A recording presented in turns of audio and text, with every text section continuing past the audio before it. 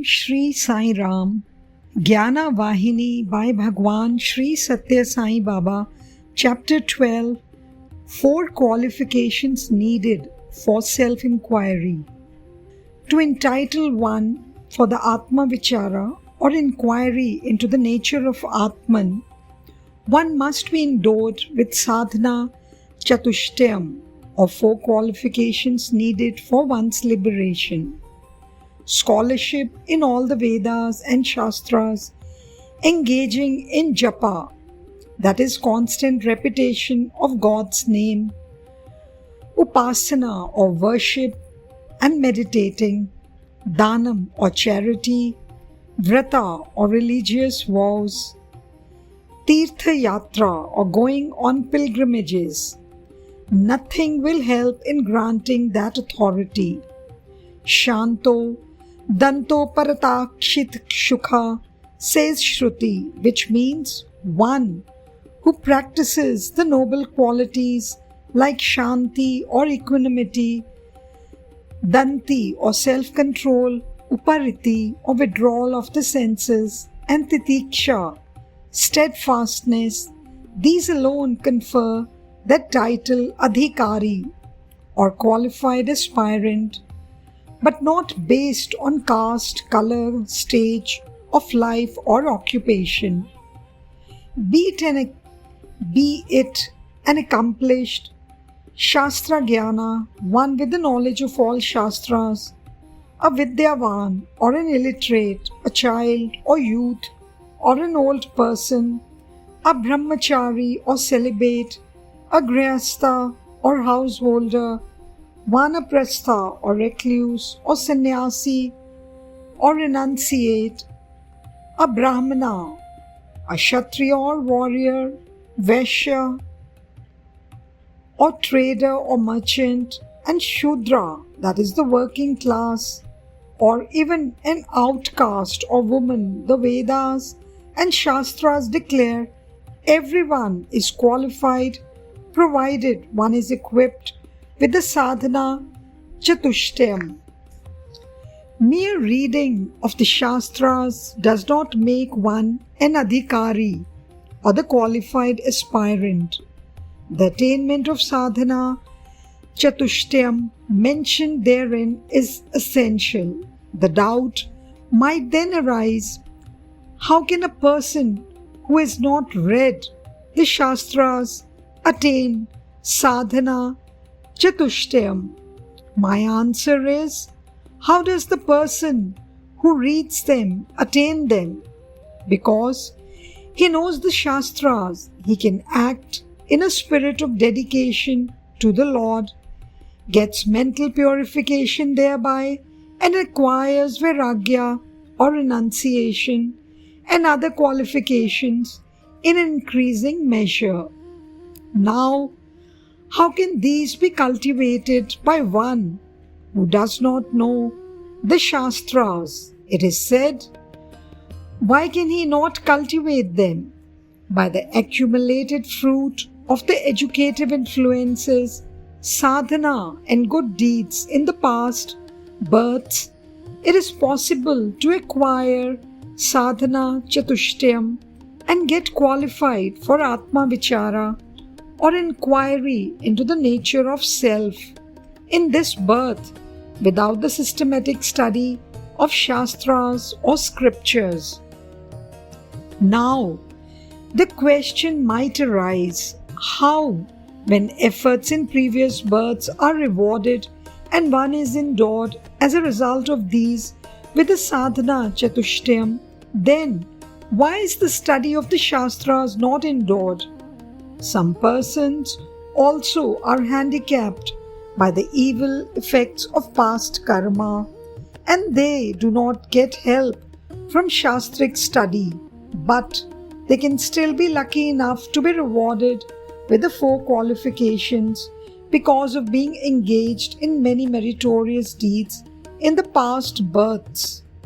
Just as no help results from Shastric study due to the evil effects of the past karma, if the reward of the same sadhana Chatushtayam is also hindered for the same reason, then the person who studies Shastras and the one who does not study Shastras, both will not become eligible for Atma Vichara. Well, even when one has mastered the Shastras, if one has not taken up sadhana, he cannot get the eligibility. Then, both the one who has mastered the Shastras and the one who has not studied Shastras are equal. Of course, he who has understood the Shastras has greater chances of attaining fulfillment if only he takes up sadhana and practices it more steadfastly. A doubt may arise that how can one who has not studied Shastras, the one who is ignorant of the Shastras, and the one who has no past karma regarding the accomplishment of one's sadhana, can tread the path of liberation. By this keen thirst for moksha or liberation, he can attain fulfillment of grasping the Atma without any doubt by approaching a guru and putting sincere efforts in understanding the Shastras and constant practice of sadhana. Success in carrying out sadhana comes to those who have Shraddha or steady faith. More than anything else, without Shraddha, the prompting to translate what has been read in the Shastras will be absent and scholarship will hang as a burden on the brain. And there is no use of having the knowledge of Shastras for the one who does not have Shraddha. However, whether one studies Shastras or not, attainment of higher states and heavenly abodes, that is Sadgati, is possible by carrying out actions and religious disciplines as prescribed in scriptures. However, only those who have Shraddha are entitled to know the Vedas and behave in conformity with the Vedas. Despite the fact that both make no distinction regarding carrying out the sadhana or self-inquiry, one may think that for Atma Vichara or inquiry into the Atman, the one who has studied Shastras has greater advantage in carrying out the inquiry. But studying Shastra is not a prerequisite for the inquiry. Since Vairagya or renunciation and such other virtues are the qualifications for realizing Atma, scholars and those who cultivated the above virtues are both equally entitled to it. Is it not through sadhana alone that the Atma can be realized? Then why bother with the mastery of all the Shastras? Well, to know the self, Shastras are not indispensable. Having known the self, they are not necessary. A jnani or ignorant does not know the tattvam or the truth or reality directly because of bhranti or delusion. Then, what is the way to know the nature of Atma indirectly? Shastras propound the nature of Atma. So, only through the study of Shastras he can be able to know the Atma Tattvam, it is said. But all that is imparted from Shastras is only Paroksha Jnanam or indirect knowledge acquired through sensory perception. In the same way as they propagate the knowledge of the celestial gods like Vishnu and celestial abodes like heaven, therefore Aproksha Jnanam or immediate knowledge is impossible by means of these Shastras. Realizing it by experience alone is called Aproksha Jnanam or immediate knowledge, That is the true Jnanam. Now, a doubt may arise. Is it not that one would attain realization of the Atma through vichara or inquiry only with the help of Shastras? It is like this. It is through the inquiry of the nature of the I which pervades the Panchakoshas with the help of concentrated buddhi, directed inwards. This is called true Atma Vichara or self-inquiry. But it is not the vichara or inquiry or searching outside the physical body. In this context, searching outside the physical body implies inquiry with the help of the knowledge imparted by scriptural texts and the related academic scholarship directed towards their interpretation. No, this cannot be called vichara.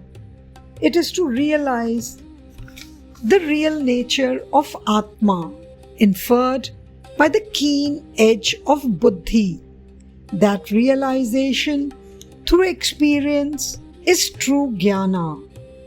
Is it not possible to realize the Atma through proper study and understanding of the Shastras, it may be asked? The answer is, it is not possible. The Atma is of the nature of Sat, Chit, Ananda, or the existence, consciousness, bliss. It transcends the Sthula Shariram or the gross physical body, Sukshma Shariram or the subtle body, and the Karana Shariram or the casual body. It is the witness of the waking, the dreaming, and the deep sleep stages. Can a mastery of the meanings of these words give the direct experience of Atma? How then is it to be experienced?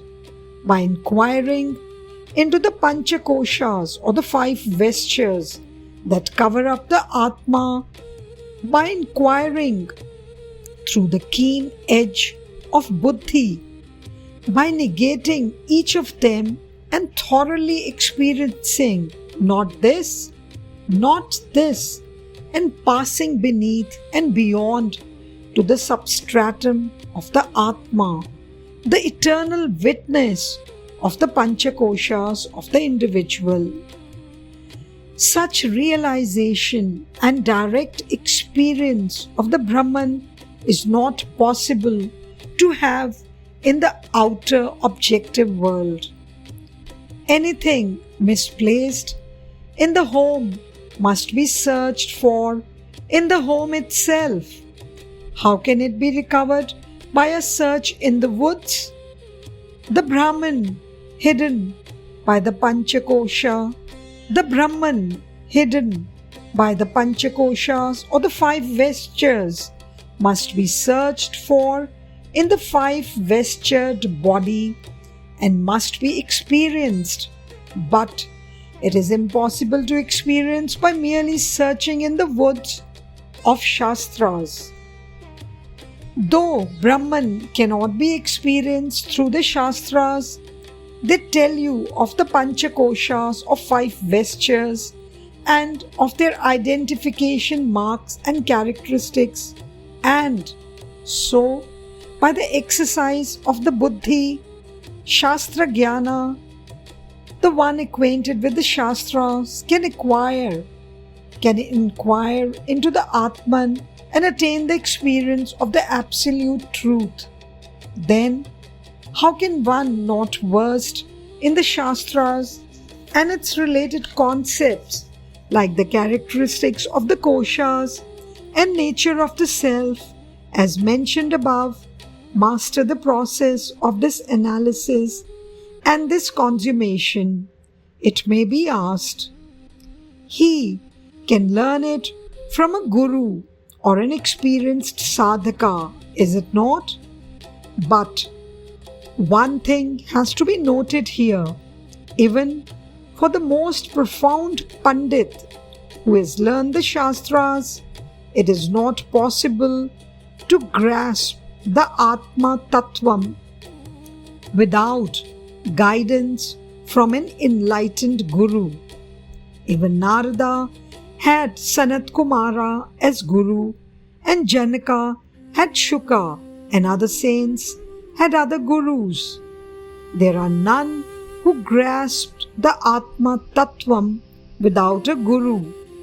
God Himself will come to guide and teach as a Guru or in any other form if one is blessed enough because of the merits and samskaras accumulated from the past births. Or when one has the grace of the Lord, there is no need for a separate Guru, as God Himself will act as your every relation, including Guru, and He makes everything known. Maitreyi, the concert of Yajnavalkya, the unlearned Leela, and Chudala are examples to show that without prolonged study of the Shastras, even women in the past learned the Atma Vidya from the Guru and attained success. Therefore, without any doubt, even a Satrajana, one not acquainted with the systematic study of Shastras, can become eligible for Atma Vichara. Of course, whatever else a person may not have, if he is blessed with the grace of the Lord, which is the most fundamental for everything, one can certainly. This is truly the saram or essence of Jnanam. Jai Sai Ram. सा ईश्वराय विद्महे सत्यदेवाय धीमहि तन्नः सर्वः प्रचोदयात्। ॐ सा ईश्वराय विद्महे सत्यदेवाय धीमहि तन्नः सर्वः प्रचोदयात्। ॐ सा ईश्वराय विद्महे सत्यदेवाय धीमहि तन्नः सर्वः प्रचोदयात्। ॐ